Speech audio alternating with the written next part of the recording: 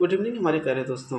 स्वागत है एक बार फिर से आपके अपने यूट्यूब चैनल लर्न विद एजे के साथ। दोस्तों आशा करते हैं आप स्वस्थ और मस्त होंगे, पढ़ाई लिखाई अच्छी खासी चल रही होगी। दोस्तों जैसा कि मैंने आपको बताया था, मैं आपके न्यू सिलेबस न्यू सीजन के हिसाब से आपके प्रोज पोट्री सप्लीमेंट्री तथा ग्रामर के सभी टॉपिकों को मैं कवर कर रहा हूँ, जिसमें मैं आपको आपके प्रोज के द लास्ट लेसन की समरी, हिंदी एक्सप्लेनेशन तथा शॉर्ट आंसर टाइप क्वेश्चन को मैंने करवा दिया है। आज के इस वीडियो में मैं आपको आपके पोएट्री सेशन को स्टार्ट करने वाला हूं, जिसमें मैं आपके पहले chapter my mother at 66 by Kamala Das का हिंदी एक्सप्लेनेशन को देखेंगे। इसके नेक्स्ट वीडियो में मैं आपको इसके सेंट्रल आइडिया को भी करवा दूंगा। दोस्तों वीडियो को शुरू करने से पहले सबसे पहले आपसे एक छोटा सा रिक्वेस्ट है कि यदि आप मेरे चैनल पर नया हैं तो सबसे पहले हमारे चैनल को लाइक ज़्यादा से ज़्यादा अपने दोस्तों तक शेयर करें, ताकि उन्हें भी हमारे इस वीडियो का लाभ मिल सके, तथा हमारे इस चैनल को सब्सक्राइब जरूर करें। सब्सक्राइब करने के साथ साथ बेल आइकन को जरूर दबा दें, ताकि हमारे आने वाले वीडियो का नोटिफिकेशन आपको टाइम पर मिलता रहे। द लास्ट लेसन की सारी वीडियो को आप मेरे चैनल पर जाएंगे, वहाँ रोज न्यू सिलेबस 2024-25 के नाम से प्लेलिस्ट बने होंगे, वहाँ से आप सारी वीडियो को देख सकते हैं। और इस वीडियो के डिस्क्रिप्शन बॉक्स में मैं इस वीडियो का लिंक दे दूँगा, आप चाहे तो वहाँ से भी वीडियो को देख सकते हैं। चलिए दोस्तों ज़्यादा देर न करते हुए शुरू करते हैं आज के इस वीडियो को। जैसे हमारे पोएट्री का पहले चैप्टर का नाम क्या है, माई मदर एट 66, जिसका राइटर है कमला दास। इस दोस्तों वीडियो को शुरू करने से पहले मैं इसकी आपको समरी थोड़ी बता देता हूँ, ठीक है। जैसे इसमें क्या होता है कि जो पोएट्री कमला दास होती हैं वो एक बार अपनी माँ के घर आई होती हैं। किसके? अपनी माँ के, ठीक है। लेकिन जब अपनी माँ से मिलने के बाद जब वो दोबारा से वापस जाने लगती हैं, तो एक जब गाड़ी चलाते समय वो एयरपोर्ट में जा रही होती है, तो गाड़ी चलाते समय वे अपनी माँ को अपने बगल में बैठी हुई पाती हैं, और वे देखती हैं कि उनकी माँ अब इस अवस्था या इस एज पर आ चुकी है कि उन्हें लगता है कि जब वे दोबारा से वापस आएंगी तो वे अपनी माँ को देख पाएंगे कि नहीं देख पाएंगे, ठीक है। वे अपनी माँ को देखकर बड़ा उदास हो जाती हैं कि शायद जब दोबारा मैं अपनी माँ से मिलने आऊँगी तो मेरी माँ जीवित न रहे, ठीक है। तो वे ऐसी चीज़ों को सोचती हुई एयरपोर्ट तक पहुँचती है। लेकिन एयरपोर्ट पर पहुँचने के बाद सुरक्षा जांच हो जाता है। उसके बाद तब भी उनके वो उदास रहती है, लेकिन फिर भी अपनी माँ की तरफ देखते हुए कहती, माँ मैं जल्द ही आपसे मिलूँगी। इसी पर आधारित है मेरे पोएम। आइए हम इसके 1 to 1 हिंदी एक्सप्लेनेशन को देखते हैं, जिससे आपको ये बेहतर तथा बेहतरीन तरीके से समझ में आ जाएगा। देखिए दोस्तों क्या है, ड्राइविंग मीन्स गाड़ी चलाते हुए, ड्राइविंग मीन्स गाड़ी चलाते हुए फ्रॉम माई पेरेंट्स होम, अपने माता पिता के घर से, अपने माता पिता के घर से गाड़ी चलाते हुए टू कोचिन, कोचिन की तरफ में जा रही थी। यानी अपने माता पिता के घर से गाड़ी चलाते हुए वो कोचिन की तरफ जा रहे थे। लास्ट फ्राइडे मॉर्निंग, पिछले शुक्रवार की सुबह, पिछले शुक्रवार की सुबह मैं अपने माता पिता के घर से गाड़ी चलाते हुए कोचिन की तरफ जा रही थी। क्या?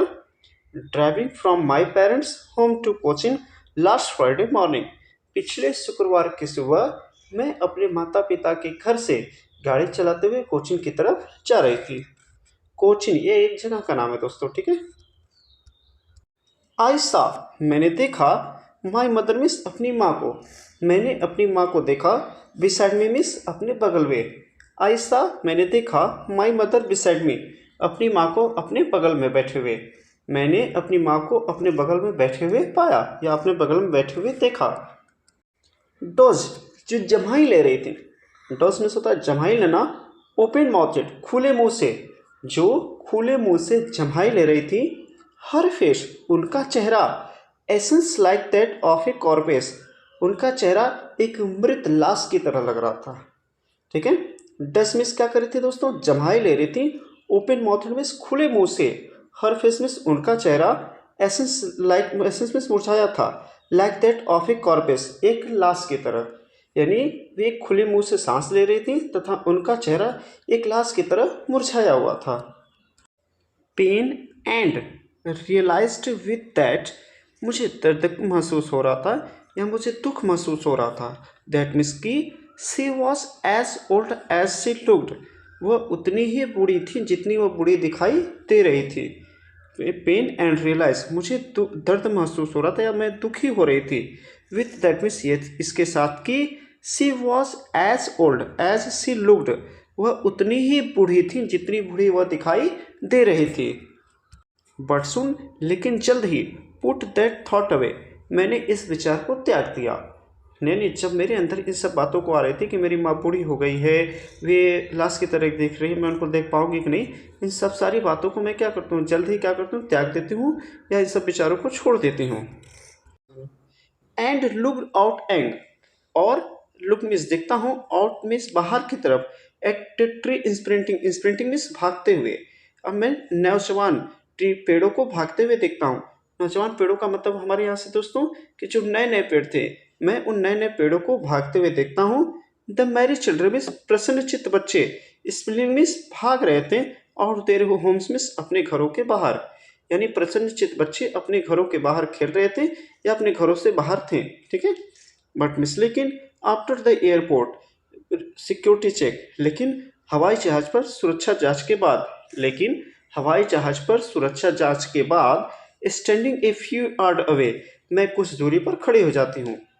लेकिन हवाई जहाज पे सुरक्षा जांच के बाद मैं कुछ दूरी पर खड़े हो जाती हूँ।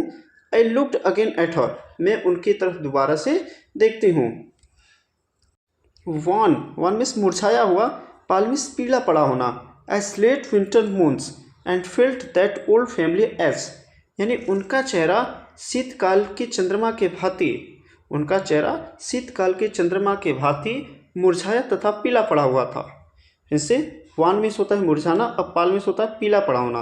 एज ए लेट विंटर मूनसन and felt that old familiar ache, ठीक है, यानी उनका चेहरा शीतकाल के चंद्रमा के भांति मुरझाया तथा पीला पड़ा हुआ था, और मैं एक पुराने दर्द को महसूस कर रही थी। क्या? दैट ओल्ड फैमिलियर एज, मैं एक पुराने दर्द को महसूस कर रही थी। माई चाइल्डहुड फेयर, अपने बचपन के भय को, ठीक है, मैं अपने बचपन के भय को महसूस कर रही थी। वट मीन्स, लेकिन all I said I was, लेकिन इसके बाद भी मैंने जो किया, ठीक है, सी यू सुन अम्मा, इसके बाद भी जो मैंने कहा, सी यू सुन अम्मा, अम्मा मैं तुमसे जल्द ही मिलूंगी, इसके बाद जो मैंने कहा, अम्मा मैं तुमसे जल्द ही मिलूंगी। And I did was smile and smile and smile, और मैं मुस्कुराई और मुस्कुराती रही। ठीक है दोस्तों, यहाँ पर मेरा ये हिंदी एक्सप्लेनेशन इस चैप्टर का, माई मदर स्टेटिस्टिक्स का हिंदी एक्सप्लेनेशन समाप्त होता है दोस्तों। अब आइए चलते हैं एक छोटी सी मोटिवेशन कोट्स की तरफ। चलता रहूँगा पथ पर, चलता रहूँगा पथ पर, चलने में माहिर बन जाऊँगा, चलता रहूँगा पथ पर, चलने में माहिर बन जाऊँगा, या तो मंजिल मिल जाएगी या तो अच्छा मुसाफिर बन जाऊँगा।